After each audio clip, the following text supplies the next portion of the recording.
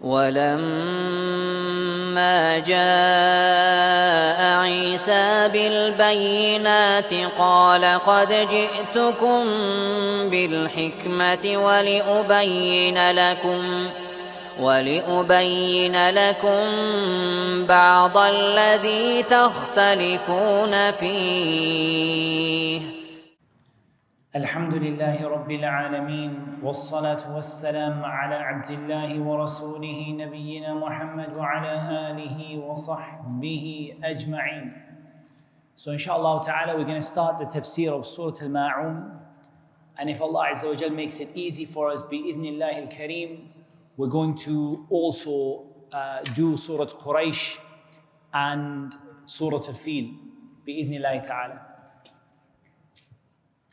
So Surah Al-Maa'un, it has a number of names. And when we talk about the names of the different surahs of the Quran, we should be clear that the asl, the basic principle is that we take the names from the Prophet sallallahu alaihi wasallam. However, sometimes we don't have a particular name by which, or there isn't a specific name that is found in the hadith. And sometimes people just refer to a surah in a different way, just by the beginning of it or the end of it, or a famous word or a famous theme that is in it. So we shouldn't be surprised when we find some different names. The name that it is most commonly known by is Al-Maa'un, based on the last word in the surah. And this is another way of taking the name of the surah, that sometimes you find it's the first word, and sometimes you find it's the last word, and sometimes you find it's a prominent word, and sometimes you find it's a prominent theme. But here we have the last word, وَيَمْنَعُونَ الْمَاعُونَ. And some of them, they called it Surah Ad-Din. Surah Ad-Din. Because of the beginning, أَرَأَيْتَ الَّذِي يُكَذِّبُ بِالدِّينِ. Have you seen the one who denies ad-deen? And we're going to come to what ad-deen means. The resurrection, al-jaza, that there will be reward, recompense for your actions.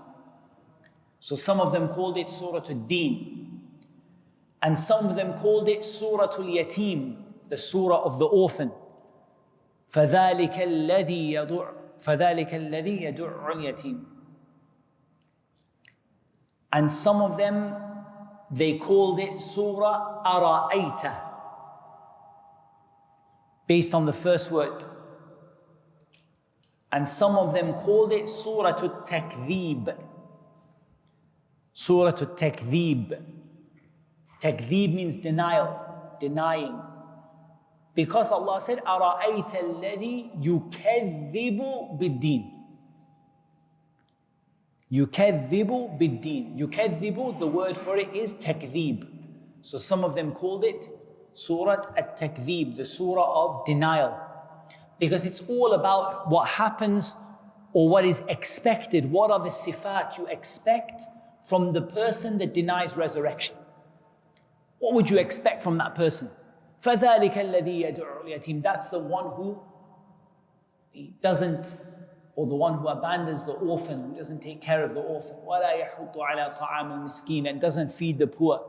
That's what you expect from the one who denies the resurrection. So because of the fact that it's all based around what happens or what are the characteristics of the one who denies the resurrection, some of them called it Surah Al-Takdhib.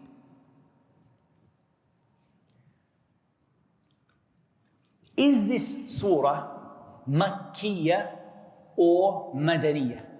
This is one of those surahs that the scholars, they differed about whether it was revealed in Makkah or Medina.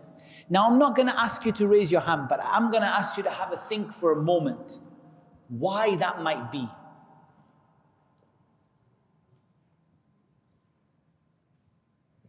The reason is that this surah, the beginning of it, sounds like it's dealing with the people who were in Makkah, and the end of it sounds like it's dealing with the people in Medina. The beginning of it, أَرَأَيْتَ الَّذِي يُكَذِّبُ بِالدِّينِ. Have you seen the one who denies the resurrection? This was the polytheists of Quraysh. This is what they used to do. Many of them used to deny the resurrection. And their lack of care for the orphan and and so on. This was the characteristics that were found among the polytheists in Mecca. فَوَيْلٌ لِلْمُصَلِّينَ الَّذِينَ هُمْ عَنْ صَلَاتِهِمْ سَاهُونَ الَّذِينَ هُمْ يُرَاءُونَ وَيَمْنَعُونَ الْمَاعُونَ. This is the characteristic of the munafiqeen who were in Medina. And you know that the salah wasn't revealed to the Prophet ﷺ except very late in the Meccan period. And as for showing off in the prayer and being lazy in the prayer and so on, this was known from the munafiqeen in Medina. وَإِذَا قَامُوا إِلَى الصَّلَاةِ قَامُوا كُسَالًا. When they stand to pray, they pray lazily. يُرَاءُونَ النَّاسِ. They show off to the people. They don't remember Allah except a little bit. So what we see from this is that this is like the description of the munafiqeen. So from this, some of the scholars said, well, if it talks about the munafiqeen, it must be Madaniyah, because they only came in Medina. And some of them said, but if it talks about الَّذِي يُكَذِّبُ بِالدِّينِ, then it must be Makkiyah. And this is قول الجمهور, the majority of the mufassirin, they said it was revealed in Makkah. Some of them said half of it was revealed in Makkah and half of it was revealed in Medina. And that shows you that this issue of the surah being Makkiyah or Madaniyah it's not so black and white for every surah. There are some surahs that the scholars differed over it like that. But the majority of the ulama said that this surah, all of it was revealed in Makkah. But that doesn't stop there being multiple causes for revelation, and it doesn't stop it referring to things that will later on be seen in more detail in Medina. And some of them said that half of it was revealed in Makkah and half of it was revealed in Medina, and Allah Azza wa Jalla knows best. This surah in general speaks about the description of the one who denies a deen. And the meaning of ad-deen here is al-jaza' wal-hisab. The recompense and resurrection. And here the word deen, it doesn't just refer to being brought, it doesn't just refer to being coming alive after death. Although we know this already from the polytheists of Quraysh, that many of them denied this. قَالُوا مَنْ يُحْيِي الْعِظَامَ وَهِيَ رَمِيمٌ. Who is going to bring these bones to life after they are dust? But also in a more detailed sense, that will there be an accounting? Will Allah subhanahu wa ta'ala, after the person dies, take them to account? Will there be jaza? Will there be rewards and punishments? Will there be hisab, where someone is examined, their record is examined and everything they did? And you know that Allah subhanahu wa ta'ala criticized the polytheists of Quraysh, saying that many of them, they think that Allah doesn't know much of what they do. I think Allah is not going to take me to account for every minor thing. Allah is not going to take me to account for all of these things. So this encompasses all of them. الَّذِي يُكَذِّبُ بِالدِّينِ. It encompasses the one who said that Allah will not raise the bones after they turn to dust. And it encompasses the one who said Allah will not take me to account and there will not be a punishment. All of these are covered by أَرَأَيْتَ الَّذِي يُكَذِّبُ بِالدِّينِ. Have you seen the one who denies that there will be a recompense? They deny that there will be a jaza, a punishment and a reward. They deny that there will be a hisab, an examination of people's account. They deny that there will be a resurrection. What do you expect from that person? What are their characteristics? What are their characteristics? What do you expect from them? So you certainly don't expect from them any positive characteristics. You don't expect from them any good. And this actually, wallah, if you think about it, it really has a very profound meaning in it. That if a person's relationship with Allah subhanahu wa ta'ala is like that, they deny Allah Azza wa Jal and they deny the resurrection, or they only, believe in Allah as a token gesture, but they don't really have a belief in the things that they have to believe in, what do you expect from that person? You don't expect from that person anything good. You don't expect from that person anything good. And that's why Allah subhanahu wa ta'ala told us about the characteristics of that person. فَذَلِكَ الَّذِي يَدُعُّ الْيَتِيمِ. What do we expect from the person who does this? You expect that this is the one who repulses or the one who drives away the orphan. And taking care of the orphan is something that the Prophet ﷺ, he connected to Iman. He connected taking care of the orphan to one of the heart softeners, the things that softens the heart that is hard. And so driving away the orphan and not having a care for the orphan and pushing them away, that is from one of the things that you expect from the one who denies the resurrection. وَلَا يَحُضُّ عَلَىٰ طَعَامِ الْمِسْكِينِ. And he doesn't encourage people to feed the poor. يَحُضُّ here, it means to encourage. It doesn't encourage the people to feed the poor.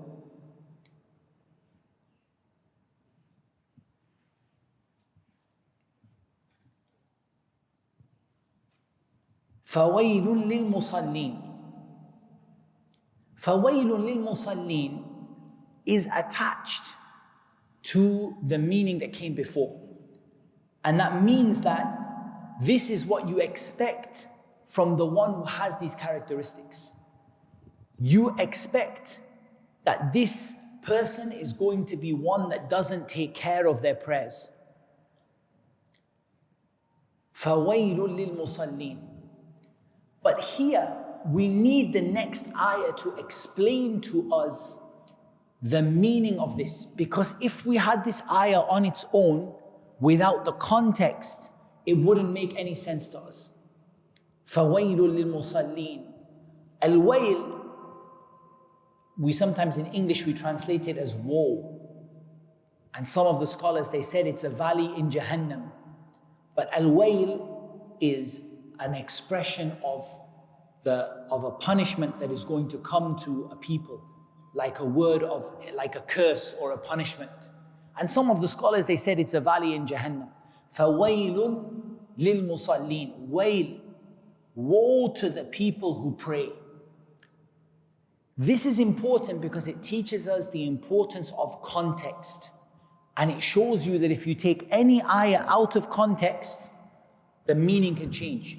And I often give this example of this ayah, فَوَيْلٌ لِلْمُصَلِّينَ, to the people who misquote the Quran in any context. If you ever have somebody who misquotes the Quran, sometimes the non-Muslims, and they take an ayah from the Quran to make Islam look like it's something violent or something which doesn't bring about good for people. And they misquote an ayah, quote back to them and say, فَوَيْلٌ لِلْمُصَلِّينَ. Woe to the people who pray. If you took this ayah without context, what would you understand? That praying causes you to go to Jahannam. But it's not praying that causes you to go to Jahannam. It's a certain behavior in your prayer which is explained by the following ayah. فَوَيْلٌ لِلْمُصَلِّينَ. So here, it is very important that whenever we take an ayah, we can't just pull an ayah out like that and get rid of all of the information that goes around it. And likewise, the ayat of the Quran support each other. وَلَوْ كَانَ مِنْ عِنْدِ غَيْرِ اللَّهِ لَوَجَدُوا فِيهِ اخْتِلَافًا كَثِيرًا. If it was from other than Allah, they would have found a lot of differing in it, a lot of contradictions in it. So the Quran doesn't contradict itself. All of the ayat, they go together. But you can't take an ayah like that and remove all of the context away and remove all of the other ayat away from it, because in that case, you risk falling into the path of the people who have a deviancy in their heart. فَأَمَّا الَّذِينَ فِي قُلُوبِهِمْ زَيْغٌ فَيَتَّبِعُونَ مَا تَشَابَهَ مِنْ ابْتِغَاءَ الْفِتْنَةِ وَابْتِغَاءَ تَأْوِيلِهِ. The people who have a deviancy in their heart, they seek to bring an interpretation that suits them.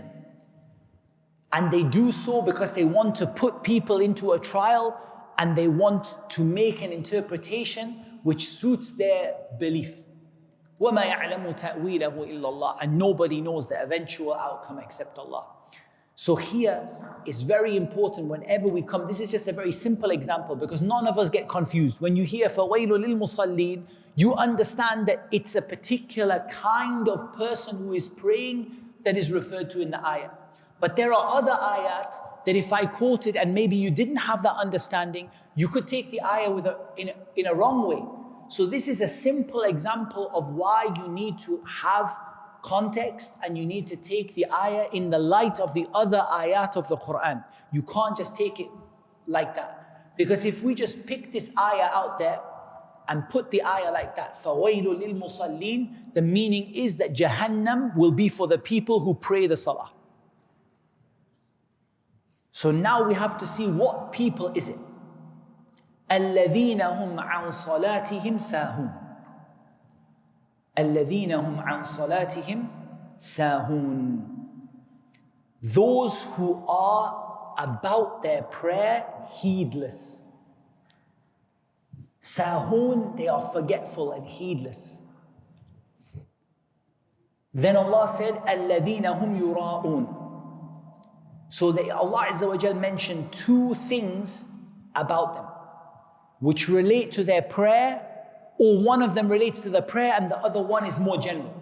The one that is clearly relating to the prayer is that as it relates to the prayer, they are sahun, they are heedless.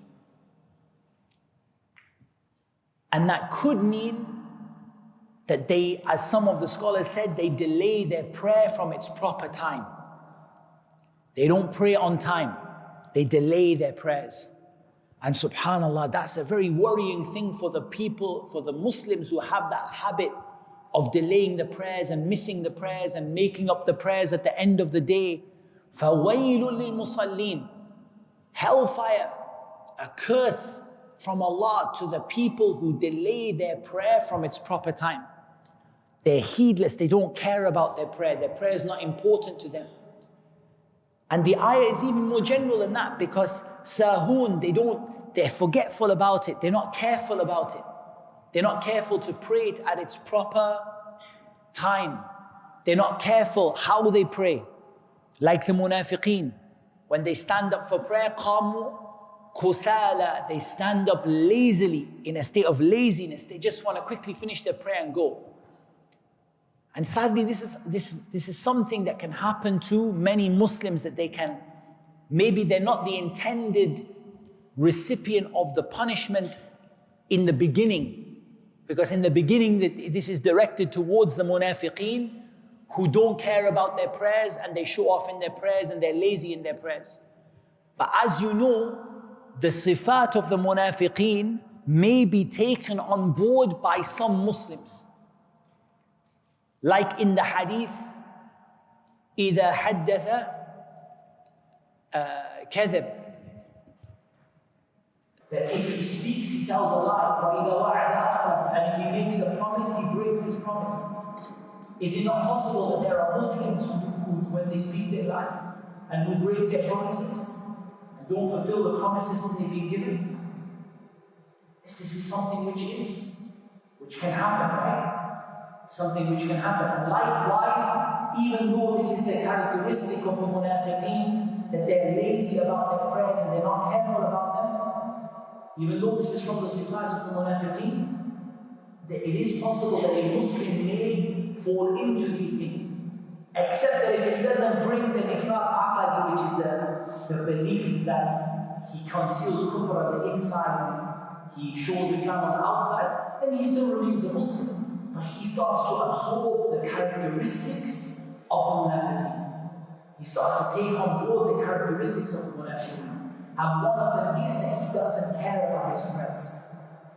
So if you start to see in yourself that you're taking on board some of the characteristics of the munafiqeen, like lying, like breaking promises, وَإِذَا تُمِنَ خَانَ, and if he's given a responsibility, he betrays his responsibility. Or you see that you're getting forgetful about your prayers, you're missing them and not caring about them. Or that when you pray, you feel lazy. Or that you find Fajr and Isha extremely hard. You don't want to pray Fajr and you don't want to pray Isha. These are signs that something is wrong in the heart, because that person is absorbing the characteristics of the munafiqun. They are those who delay their prayers, or they are not mindful of them, they're forgetful about them, or they're heedless about them. And we said this can be connected to the prayer, and it can be connected to things outside of the prayer as well. And that is that they have riyah, or they practice riyah, they show off.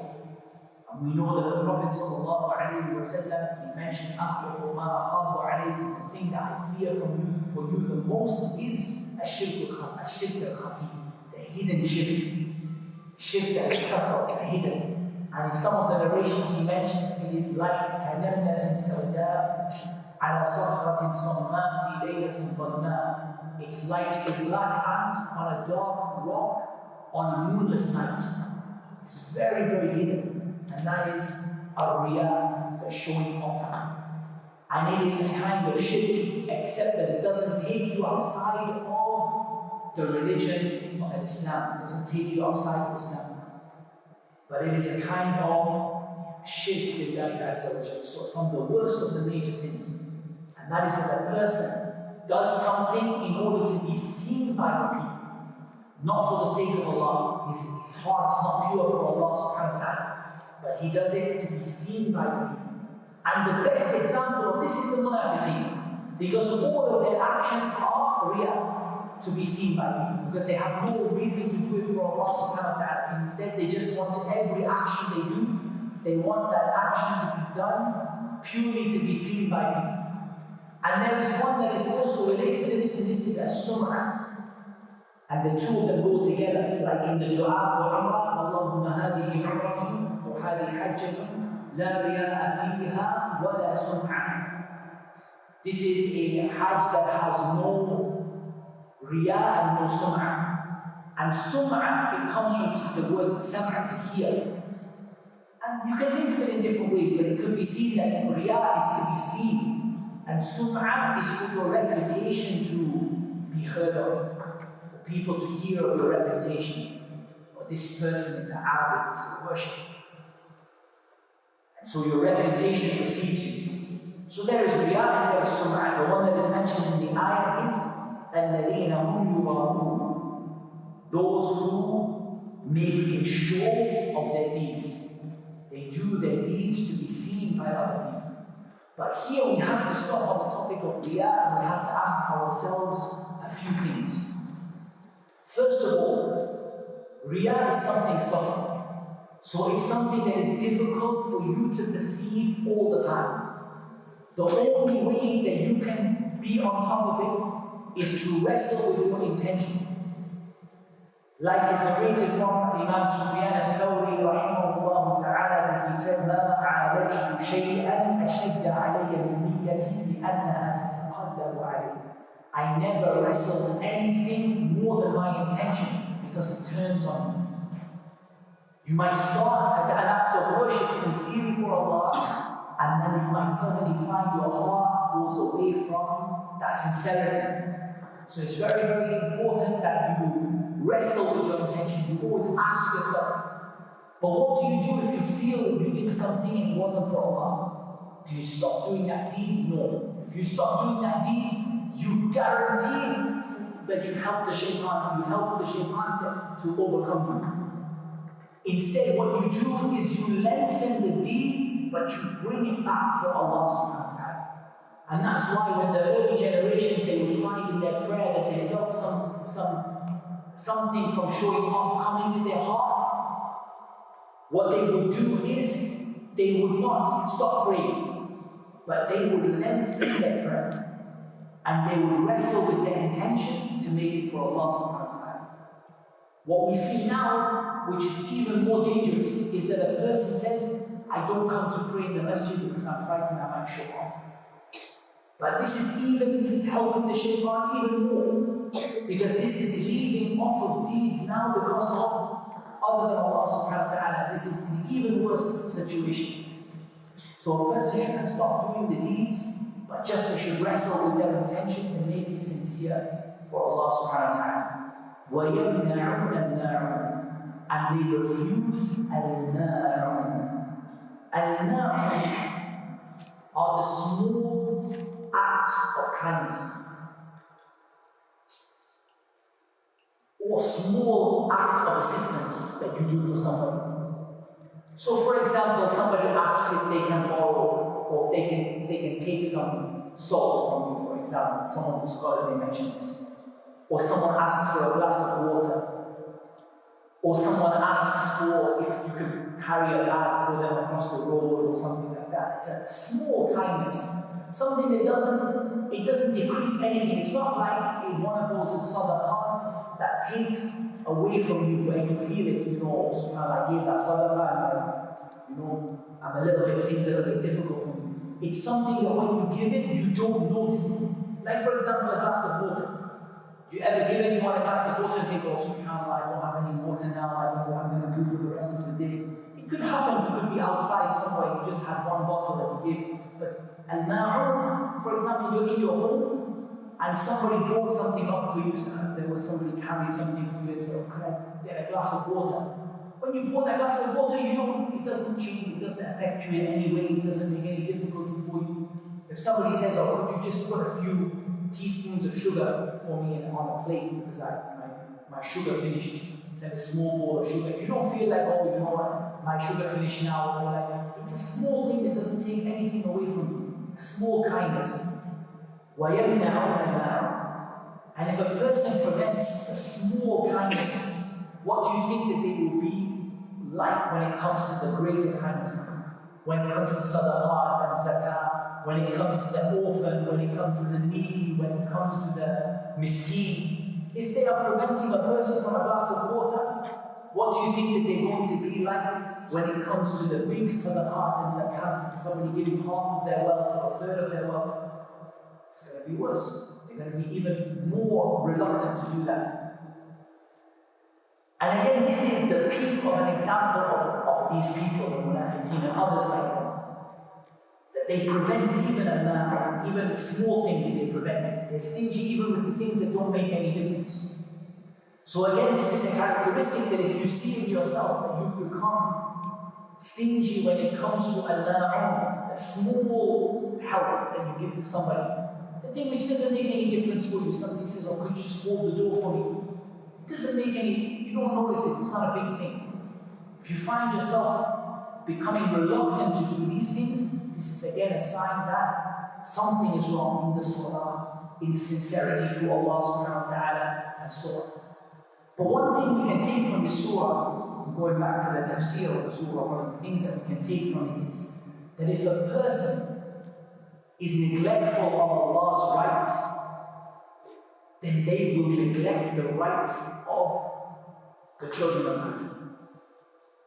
Because the surah starts, أَرَأَيْتَ الَّذِي يُكَذِّبُ, have you seen the one that rejects the recompense?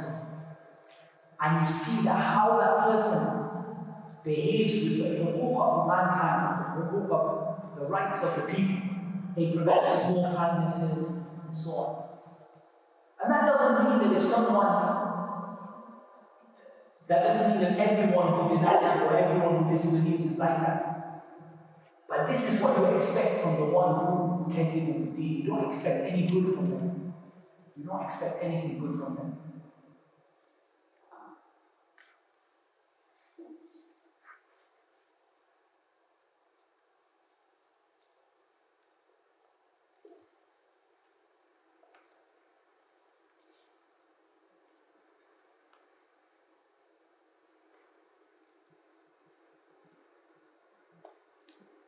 And then when mentioned most of the points that I wanted to mention, the tafsir that I have is a bit wrong.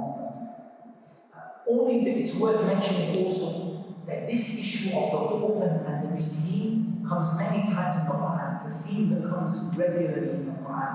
For example, the statement of Allah Azza wa Jal, كلا بل لا تكرمون اليتيم ولا تحاضون على طعام المسكين.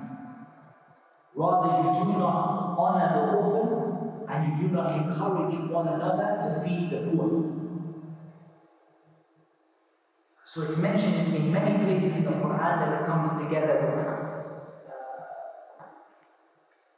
for example, أما اليتيم فلا تقهر وأما السائل فلا تنهر وأما بنعمة ربك فحدث.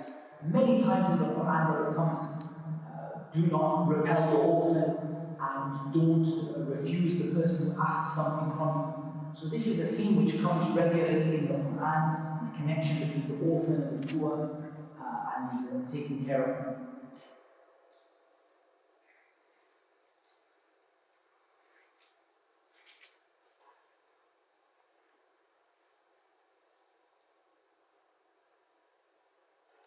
Some of them, with regard to Fawaid al-Musallin, they connected it in a different way, and this is a benefit that you can take. They connected the issue of Salah not to the next ayah, الَّذِينَ هُمْ عَنْ صَلَاتِهِمْ سَاهُونَ, but to what came before. That if you are a person who rejects the recompense and doesn't take care of the orphan and doesn't take care of the poor, then wailun lil-musallin. How can you pray to Allah and ask Allah to accept your prayers when you do this to the orphan and the miskin and you deny the recompense? Some of them took it that way.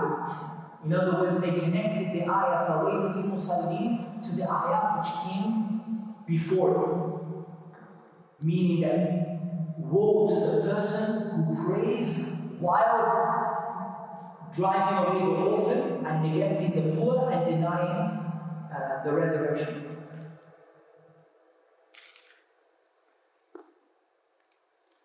We mentioned the issue of munafiqeen.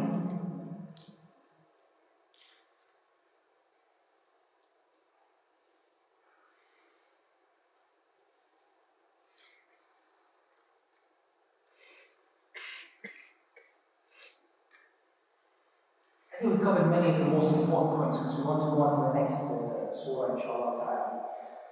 The next two surahs, which is Surah Quraysh and Surah Tafseer, are connected to one another according to many of the scholars of Tafseer. So we're going to start with Surah Tafseer, even though Surah Quraysh, if we're going from the back, Surah Quraysh comes next. But the reason is because many of the scholars of Tafseer connected the two surahs together. In other words, they considered Surah Quraysh to be an exact follow-on from what is mentioned in Surah Tafseer. لِإِلَافِ Quraysh. Because of what Allah mentioned about the blessings that He gave to them in Surah Tafseer, and then Allah mentions the blessing that He gave them in Rihlat al-Shita al-Sayf, their traveling and their safety, and the fact that Allah brought them together and didn't cause them to separate. So, because the scholars bring these two together, or many of the scholars of Tafsir bring these two surahs together, we're going to also bring them together, inshallah, Surah Tafsir and Surah Quraysh. So let's start with Surah Tafsir. Surah Tafsir, Allah Azza wa Jalla mentions, أَلَمْ تَرَ كَيْفَ فَعَلَ رَبُّكَ بِأَصْحَابِ الْفِيلِ. Do you not see how your Lord dealt with the companions of the elephant? There are two or three things that we want to cover here. First of all, what is the context of the surah? The context of the surah is addressing the polytheists of Quraysh and reminding them of Allah's favor upon Quraysh. And that's why the scholars say this is the link between Surah Al-Fil and Surah Quraysh. That both of them are reminding Quraysh of the favors of Allah for them. And the story of Ashab al-Fil is one that was known to Quraysh, and they used to be proud of it. They used to have they used to be proud of it, that they were the people that Allah, regarding the field that Allah protected the Kaaba and Allah protected Quraysh by sending this punishment upon Ashab al-Fil, upon the people of the elephant. So this is the kind of the context of the surah. As for the story of Ashab al-Fil, this is a well-known story, and I think you've heard it many, many times before. But here, also, it's worth mentioning two things with regard to this event of Ashab al-Fil. First of all, that the Messenger of Allah ﷺ was born Maa'un al-Fil, in the year that this event happened. So there is a strong connection between that and between the coming of the Prophet Muhammad ﷺ. That's one point. And also the statement of Abdul Muttalib and the story which happened with him, and when you see how confused Quraysh were and how they had a basic belief in Allah to a certain extent, but they made partners with Allah in their worship,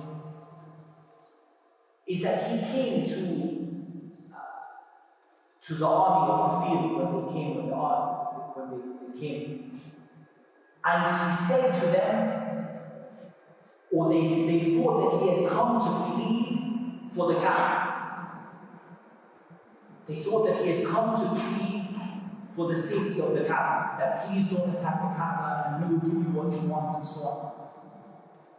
And when they mentioned this, he said something to the effect of, me, I came for my camels that you took. The Kaaba, it has a Lord that will take care of it. But I'm the one who owns these camels and I came for my camels.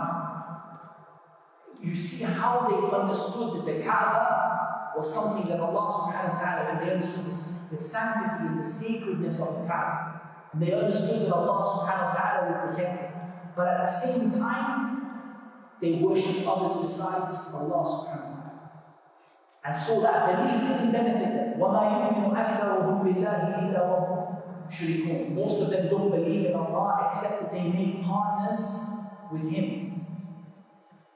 So here we can see that they had this. Sometimes they shock you. And when you look at the polytheists in the time of Jahiliyyah, what they used to say about Allah.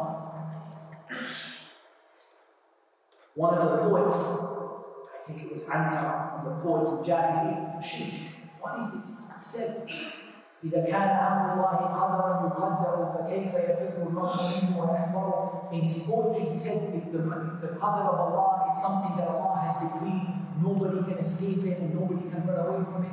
They had this understanding about Allah Azza wa Jalla, but it didn't benefit them because they didn't worship Allah subhanahu wa ta'ala alone. They didn't dedicate the religion to Him alone.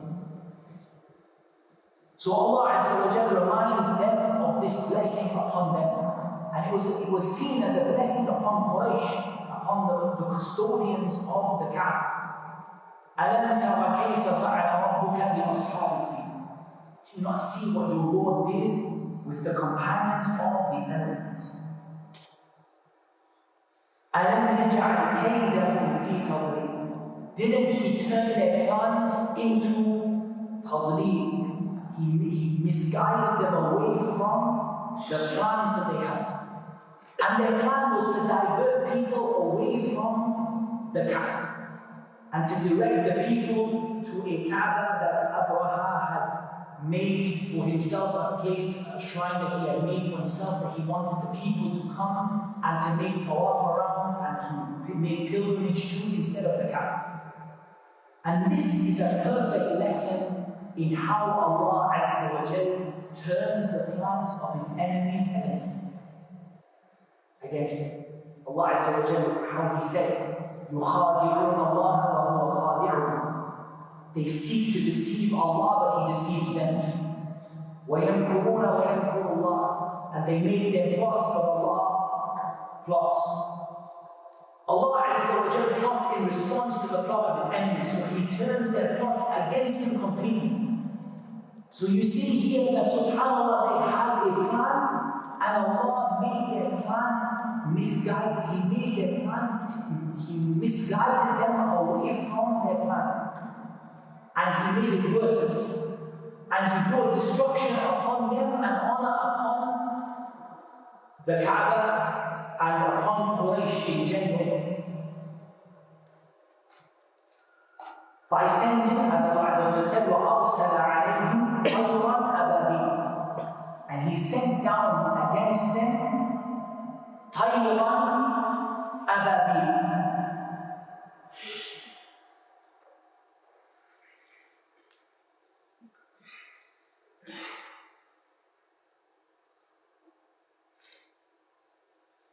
He sent down against them flocks of birds. He sent down flocks of birds.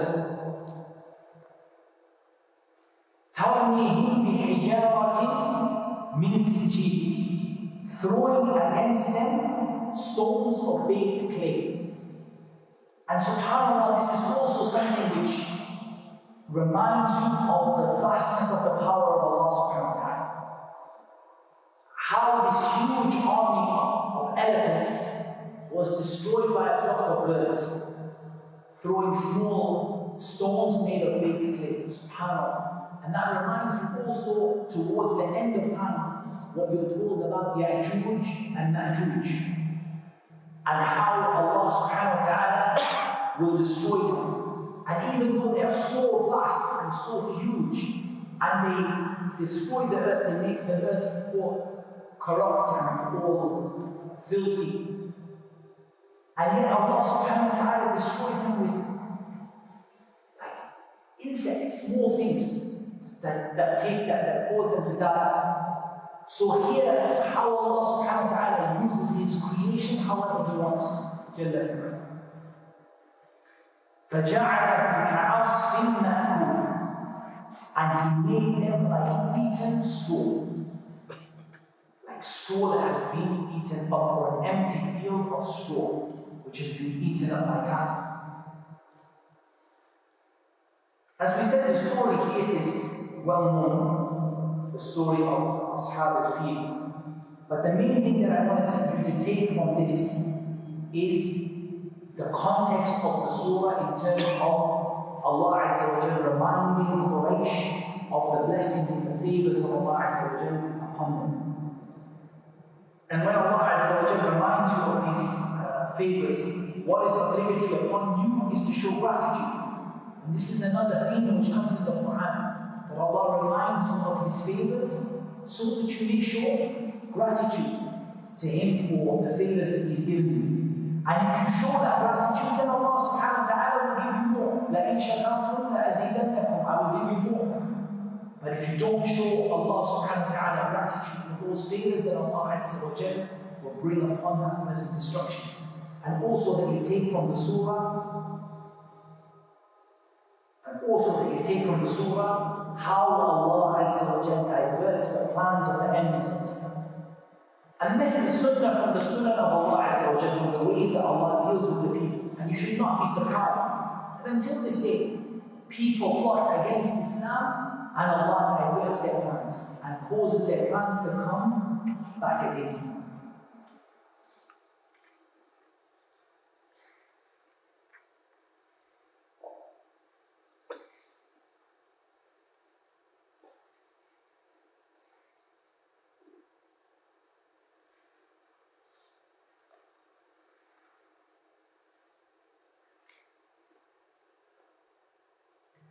Most of the issues that I wanted to cover in there we've covered,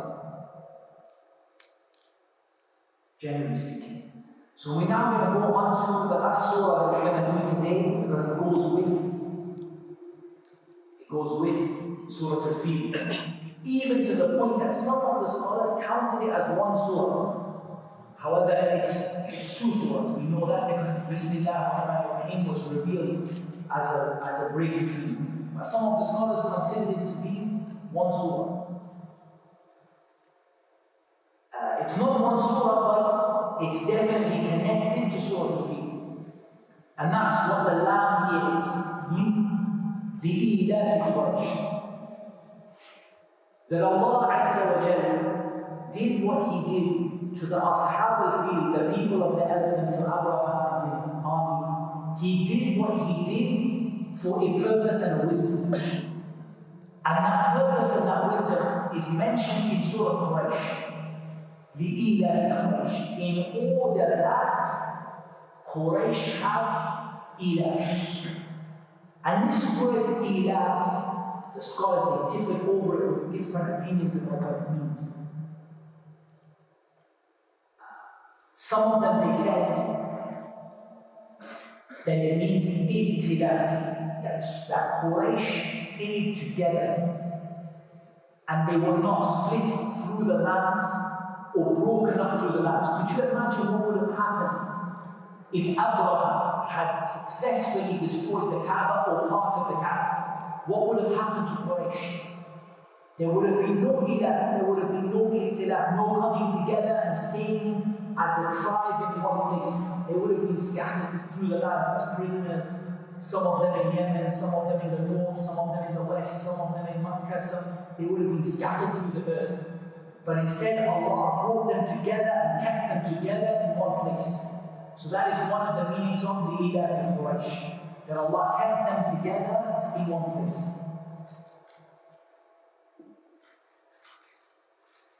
And the other one is more difficult to translate. Some of them say harmony.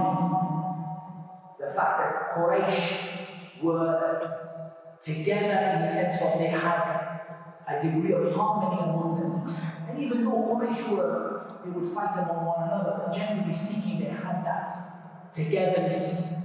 This is one of the things that is said. And there is another one also.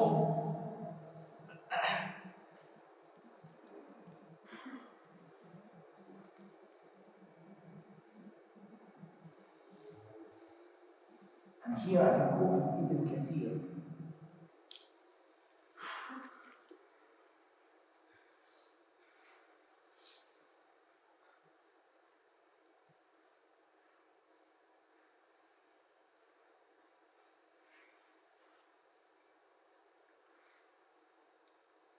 Ibn Kathir, he said, with regard to ilaf here, one of the things he said is, he said, اجتماعهم وعدم تفرقهم, that they were together and they were not split apart. And that they were together in a place that was safe. This is another thing that he said. That Allah is reminding them of the safety of Makkah. That Makkah is a place which is a place which is safe and secure, and that Allah preserved the safety of Makkah. And the example, or the greatest example of Allah preserving the safety of Makkah is أَلَمْ تَرَ كَيْفَ فَعَلَ رَبُّكَ بِأَصْحَابِ الْفِيلِ لِإِلَافِ قُرَيْشٍ. That this is the example of how Allah made Quraysh safe and how He made them secure. But here there is another opinion that Ibn Kathir also mentions here, which is that the meaning here is how they used to travel in safety in the winter and the summer, how Allah Azza wa Jalla used to facilitate their travel in the winter and the summer. And again, this can also be connected to what came before, that after the events of Ashab al-Fil, how Allah Azza wa Jalla saved Makkah and saved the Kaaba and saved Quraysh, and then Quraysh were able to safely travel two journeys, one in the winter and one in the summer. And this is another meaning of the ilaf in Quraysh. It's another meaning that Ibn Kathir mentions regarding this. He said, ما كان يعرفونه من الرحلة في الشتاء إلى اليمن وفي الصيف إلى الشام. So they had إيلافهم رحلة الشتاء والصيف. إيلافهم رحلة الشتاء والصيف. So what is رحلة الشتاء والصيف? What is the meaning of the traveling in the winter and the summer? It was in the winter to the south that they used to make two journeys a year. One of them to the south to Yemen, رحلة الشتاء, and رحلة الصيف, which was the journey of the summer to Sham, to the Levant, to Syria, and that sort of area.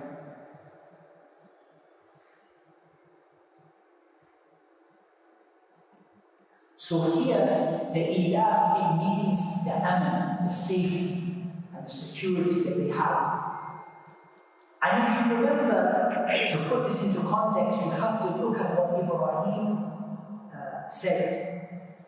What Allah Azza wa Jalla tells us about Ibrahim in Surah Ibrahim, that he left his family بِوَادٍ غَيْرِ ذِي زَرْعٍ عِنْدَ بَيْتِكَ الْمُحَرَّمِ رَبَّنَا لِيُقِيمَ الصَّلَاةَ. That he left his family in a valley that had no vegetation. It had nothing. There was nothing in Makkah at all. It was completely barren. رَبَّنَا لِيُقِيمَ الصَّلَاةَ. Our Lord, so he could perform the prayer. Look how important the prayer is. That Ibrahim left his family in a barren desert for the sake of the Salah. رَبَّنَا لِيُقِيمَ الصَّلَاةَ. My Lord, so that they can perform the prayer. Then he made a dua for an afida, a group of people, تَهْوِي إِلَيْهِمْ, to come to him and for them to be provided وَرْزُقْهُم مِّنَ الثَّمَرَاتِ, and provide them from all of the different fruits so that they may give thanks. Here now, when you contrast now what Quraysh had, that they were able to travel to Syria to get so much of their produce, and they were able to sell some of their things, and they were able to buy some of the produce. And you know how Makkah is even today, in terms of the temperature, in terms of the climate, in terms of the desert. And then those of you who are from the Levant, who have been to the Levant, like Syria, and Palestine, and Jordan, those are much more fertile lands where the fruits and crops grow. And so Quraysh were able to bring that into Makkah. And then they were not able to do this once a year, but twice a year. And able to go south into Yemen and to bring from Yemen their products and goods and to sell from them. And so Makkah became a place of exchange where they could exchange products from one to the other, and they could buy and they could sell. And that's why the people of Makkah became known for trade, tijar. And the people of Medina were known for farming. So generally speaking, the Muhajirun, when they came to Medina, they were tujjar, they were businessmen. They were buyers and sellers, market traders. They used to buy from here and sell to here, and then buy from him and sell to him. That's how they used to do it. But the people of Medina from the Ansar, they were usually farmers. They farm and so on, dates and things like that. So here Allah is reminding them of what they had, a barren desert with no vegetation, no fruits, nothing, no water, and how Allah made it safe and secure, and how Allah brought for them their fruits and their needs and the products that they had in Makkah through this twice yearly biannual journey, once to the Levant and once to Yemen. رحلة الشتاء, the winter trip to Yemen, was صيف to Sham. فَلْيَعْبُدُوا رَبَّ هَذَا الْبَيْتِ. So let them worship the Lord of this house. Now this is very powerful when you think about all of the things that have preceded in Surah Al-Fil and Surah Quraysh. That Allah says, don't you see how Allah protected this Kaaba? How Allah destroyed the people who were the enemies of it. Now how after that can you not worship the Lord of the Kaaba? And instead you worship besides him Allat and Al-Uzza and Manat and the different idols and the trees and the stones and the stars and the prophets and the angels, and you worship them instead of Allah subhanahu wa ta'ala, and the sun and the moon and so on. When Allah is the one that saved the Kaaba from Ashab al-Fil, and Allah Azza wa Jalla is the one that made Makkah a safe city, and Allah is the one who brought Quraysh together and didn't split them up, and Allah subhanahu wa ta'ala is the one that allowed the water and the fruits and the products to come from the well of Zamzam and from the products that came in the winter and the summer. And Allah gave all of this to Quraysh. So after Allah is the one who gave this, and they recognized that Allah gave it to them. They didn't say that the Rihla was from Allat and Al-Uzza. They didn't say that Allat and Al-Uzza saved the Kaaba. They said Allah saved it. So Allah reminds them, if you believe that Allah is the one that saved the Kaaba, and you believe that Allah is the one that destroyed the Ashab al-Fil, and that Allah Quraysh protection. And Allah gathered Quraysh together. And Allah made it easy for Quraysh to go in the winter and the summer. فَلْيَعْبُدُوا رَبَّ هَذَا الْبَيْتِ. Then why will you not worship the Lord of Quraysh? The Lord of the Kaaba.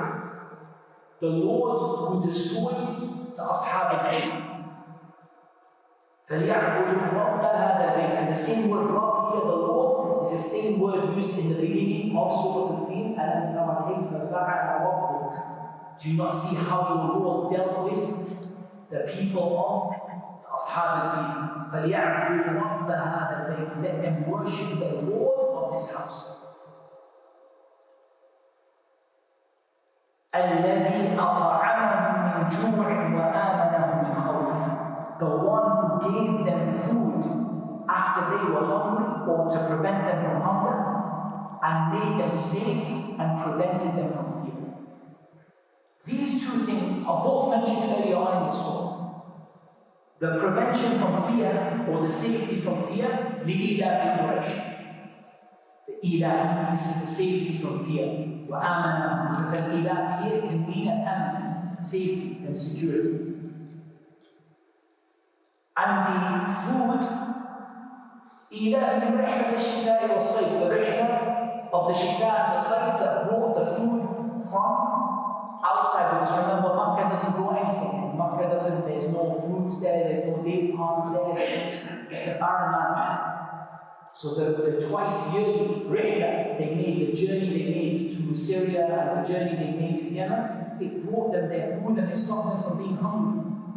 So Allah subhanahu wa ta'ala here, there are two things that we want to take from this, which are very, very important. Number one, we want to take the connection between Tawheed al-Rububiyyah and Tawheed al-Uluhiyyah. That Allah Azza wa Jalla reminds them of His lordship over them in order to make them worship Him. So He reminds them of His Rububiyyah, that He is the Rabb. أَلَمْ تَرَ كَيْفَ فَعَلَ رَبُّكَ بِأَصْحَابِ الْفِيلِ. Don't you see how your Lord dealt with them, people of the elephant? And Allah reminds them, لِإِلَافِ قُرَيْشٍ إِلَافِهِمْ رِحْلَةَ الشِّتَاءِ وَالصَّيْفِ الَّذِي أَطْعَمَهُم مِّن جُوعٍ وَآمَنَهُم مِّن خَوْفٍ. All of it so, فَلْيَعْبُدُوا. Then let them worship the Lord of this house. And they did not consider anyone else to be the Lord of the house. They didn't believe that any of their idols were the Lord of the house. They believed that the Lord of the Kaaba was Allah subhanahu wa ta'ala. But they still worshipped others besides Him. And this is the second thing that I want you to take from this, which is very important, which is just believing that Allah is your Lord is not enough. It's not enough. Because Quraysh believed. أَلَمْ تَرَ كَيْفَ فَعَلَ رَبُّكَ بِأَصْحَابِ الْفِيلِ. They believed in that. لِإِلَافِ قُرَيْشٍ, they believed in that. الَّذِي أَطْعَمَهُم مِّن جُوعٍ. They didn't say He didn't feed us. وَآمَنَهُم مِّن خَوْفٍ. He didn't give us safety. They recognized that. But they didn't dedicate that worship to Allah Azza wa Jalla alone until they accepted Islam and made it for Allah subhanahu wa ta'ala alone. Those of them that did. So these are two very important lessons in the fundamentals of Islamic belief. Firstly, that whenever Allah mentions His lordship, He does so to tell you to worship Him. And this comes many times in the Quran. In fact, it's a theme which comes again and again in the Quran. Allah subhanahu wa ta'ala said, الَّذِي جَعَلَ لَكُمُ الْأَرْضَ فِرَاشًا وَالسَّمَاءَ بِنَاءً وَأَنزَلَ مِنَ السَّمَاءِ مَاءً فَأَخْرَجَ بِهِ مِنَ الثَّمَرَاتِ رِزْقًا لَكُمْ فَلَا تَجْعَلُوا لِلَّهِ أَندَادًا وَأَنْتُمْ تَعْلَمُونَ. The one who made the earth as a bed and the skies a canopy and sent down the rain and brought you the fruits, so don't make a partner with Allah when you know that Allah is the one that does these things and nobody else. When you know that Allah is the one that destroyed Ashab al-Fil, Allah is the one that gave you your safety and your unity and your harmony. When you know all of this, فَلْيَعْبُدُوا رَبَّ هَذَا الْبَيْتِ. Let them worship the Lord of this house. And also we understood from that, just believing that Allah is our Lord and sustainer and creator isn't enough to make us a Muslim. You can't become a Muslim until you implement فَلْيَعْبُدُوا رَبَّ هَذَا الْبَيْتِ. Let them worship the Lord of this house, worship Him alone. And then Allah reminds them of His favors and how Allah Azza wa Jalla will give them an increase to these favors. There is one more point that we can also mention here, which is that Allah Azza wa Jalla also implicitly mentions that His help and His victory will be for the Prophet Muhammad sallallahu alaihi wasallam.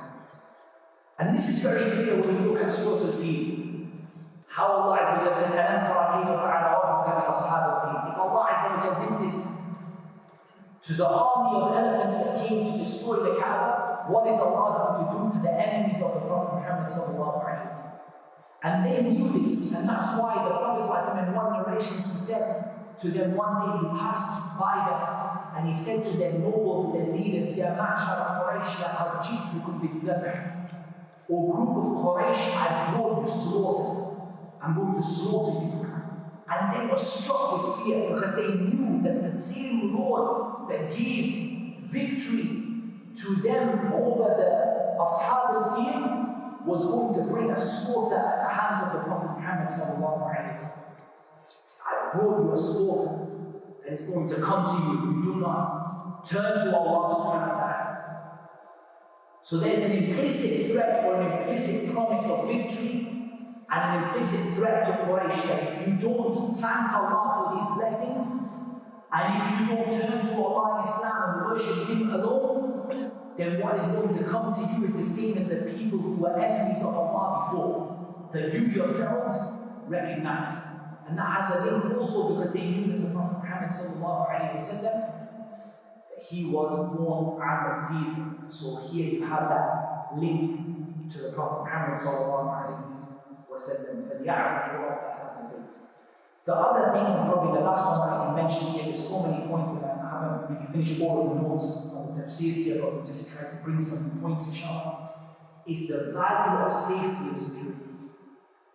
And this is one of the greatest of the ni'am of Allah subhanahu wa ta'ala upon a person. And there are many ahadith and ayat in this regard. But it is one of the great blessings of Allah Azza wa Jalla to live in a place that is safe. And that you are able to come and practice your religion safely, with safety and security. And you have to thank Allah Azza wa Jalla for that. And you thank Him how? By worshiping Him. فَلْيَعْبُدُوا رَبَّ هَذَا الْبَيْتِ.